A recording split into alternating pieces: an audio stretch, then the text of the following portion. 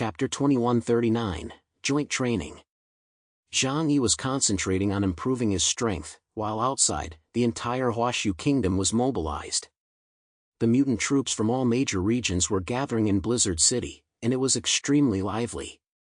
These powerful individuals, who were difficult to meet on ordinary days, were gathered together with lofty ideals in their hearts, determined to achieve great things in the upcoming war. Zhang Yi entrusted Yang Xinxin with the overall command. Yang Xinxin was a military advisor who arranged the troops based on all the information she had about the Wulwan Empire. Now that she had awakened her supernatural abilities, her brain had been developed to an even higher level, and it was no exaggeration to say that she had the highest IQ in human history. A very important point was to use the ability to suppress attributes to arrange for people to defeat the mutants of the Wulwan Empire one by one. In this way, losses could be minimized. Everyone, even Fatty Sue, who usually seemed the laziest, actively threw themselves into training. Liang Yang had now joined Zhang Yi's team, and her daily work was quite leisurely. Apart from helping Yang Xinxin organize some documents, she delivered meals to Fatty Sue. She was a very good cook, and after arriving at the shelter, she had originally been able to help with the cooking. However, Zhou Qir knew that Zhang Yi liked Yang Xia's cooking, so she didn't let her cook much. After all, Zhang Yi was very particular about food, and neither he nor the others considered Liang Yang to be one of their own, at least not like family. Only Fatty Sue ate the meals Liang Yang cooked for him every day.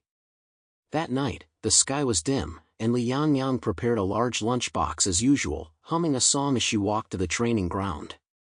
Fatty Sue and Deng Shintong were partners. The two were relatively close in strength, both at the threshold of the Black Chariot level, but it was unclear when they would reach it.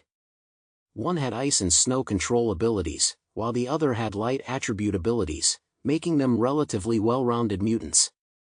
This combination was naturally arranged by Yang Xinxin. "I'm not afraid of cockroaches, I'm not afraid, I'm not afraid, I'm not afraid," Liang Yang hummed cheerfully as she walked forward, but suddenly, her eyes narrowed as she looked at the shadow in the corner ahead of her and said coldly, "Come out. What keen intuition you have. You're still the same as before, you haven't wasted your talent." A slightly feminine voice came from the darkness, and then a middle-aged man stepped out of the shadows. He was dressed in black combat gear, but he was holding a silver-white metal folding fan in his hand. It was freezing cold, so he was fanning himself, which looked a bit out of place. When Liang Yang saw him, her expression relaxed. "Tianji Xing? Why are you here?" The person who had arrived was none other than her former colleague from the Xinjiang region, one of the 36 heavenly spirits. Tianji Xing. Tianji Xing smiled. "Of course I came to see an old friend. It looks like you're doing well in hiding." Liang Yang's brows furrowed. "What do you mean by that?" Tianji Xing didn't say anything, but raised his hand and opened the folding fan made of a special alloy as thin as a cicada's wing with a swoosh sound. "It's time to remember the past, Blue Bird." The silver-white folding fan in his hand cast a hazy light, as if white butterflies were flying out of it, growing larger and larger in Liang Yang's eyes. In her mind, it was as if a closed door had been thrown open. A memory suddenly flashed through Liang Yang's mind. She stared wide-eyed, and only then did she realize why she had come to this place. Her infiltration was a plan from the Dragon Guardians. The purpose was to get her close to Zhang Yi and prevent him from doing anything that would harm the Huashu kingdom. However, Zhang Yi was always cautious and had Yang Xinxin as his advisor. It was extremely difficult for anyone to go undercover. However, there were many supernatural powers in this world that could create miracles. Tianji Xing, Wu Liang, ability Zhuang Zhou's dream of the butterfly. He was an illusionist, but compared to creating illusions, Zhuang Zhou's dream of the butterfly ability could also seal people's memories. Therefore, Liang Yang had long since erased the entire infiltration plan from her mind. No matter how Yang Xinxin tried to probe her, she would not reveal any flaws. Until now, Wu Liang had lifted his ability and allowed her to regain her memory. Liang Yang took a deep breath, but her eyes became calm. Knowing the cause and effect of the matter, she was not too surprised. This space has been sealed off by the Star of Heaven, so don't worry about anyone finding out that we met. Now, tell me what you've discovered while you've been with Chaos recently. Wu Liang asked with a smile. A short time later, Liang Yang opened her eyes, still carrying her lunchbox, and walked toward the training ground. She didn't notice anything wrong and just smiled happily as she quickly went to find Fatty Sue.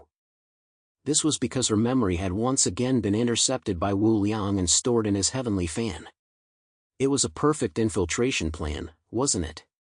The two of them used Song Ming's abilities to return to the Dragon Guardian's base.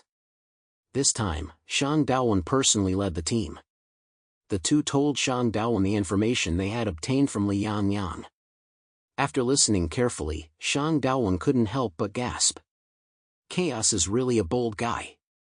He dared to go to a place like that? I thought he was a steady guy. When did he start liking dangerous adventures? He rubbed his chin, unsure of what had happened. Wu Liang said, "That's all Bluebird knows. After all, she hasn't entered the core of Chaos's team yet, so those people wouldn't tell her everything." Shang Daowen nodded slightly. "Don't worry, Bluebird's infiltration plan is very important to us. Unless it's an emergency, don't contact her lightly." At the training ground, Fatty Sue and Deng Shintong were training together. The difference in their ability indexes wasn't big, with Fatty Sue's ability index only 1,000 points higher than Deng Shintong's. But when it came to actual combat, he was no match for Deng Shintong. Although Fatty Sue was good at controlling the battlefield, he had a big weakness in one-on-one combat. For example, in martial arts and marksmanship, he was no match for Deng Shintong, who had been taught by a famous master since childhood. However, the two had experienced many battles, big and small, and knew each other's abilities very well, so it was not difficult for them to work together. The so-called joint attack technique was when two people worked together to achieve an effect greater than the sum of their individual abilities. For example, the Knights Templar's Sun and Moon Angels had mastered the joint attack technique to the extreme. Chapter 2140, If This Isn't Love. In the training ground, snow and ice roared, and holy light enveloped everything under the dome. Deng Shintong's light could cover every corner of the indoor training ground without any blind spots and could even bypass obstacles, which was a manifestation of Deng Shintong's willpower. Light is a very useful ability against lizard people. Although his ability index was only 17,000 points, due to attribute suppression, he was able to exert Black Chariot-level pressure when fighting lizard people. Ultraviolet rays were still something the Wulwan clan was very unaccustomed to. Deng Shintong was also a very important part of Zhang Yi's attack plan. He firmly believed that even if the Wulwan Empire had experienced a previous defeat, they would find a way to research battle armor to deal with sunlight and other ultraviolet rays. However, what if the war took place in the Wulwan Empire's homeland? Not everyone among the 27 million people of the Wulwan Empire had advanced anti-ultraviolet armor. When that time came, Deng Shintong would become the nightmare of most people in the Wulwan Empire. The two trained their combined techniques, focusing on coordinating their abilities. Fatty Sue's ice and snow could form huge ice pillars and mirrors to refract and reflect Deng Shintong's light.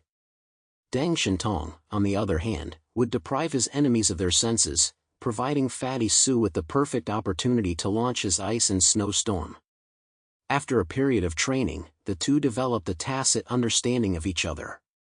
For example, when Deng Shintong needed it, Fatty Sue could form huge ice pillars at specific angles in the shortest amount of time.